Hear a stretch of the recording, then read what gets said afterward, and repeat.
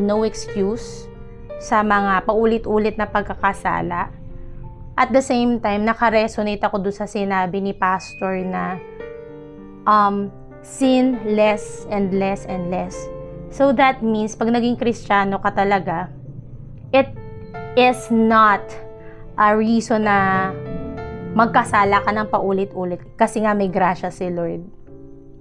Mas tumatak sa akin yung sinabi na pangalagaan mo yung gift na binigay sa'yo.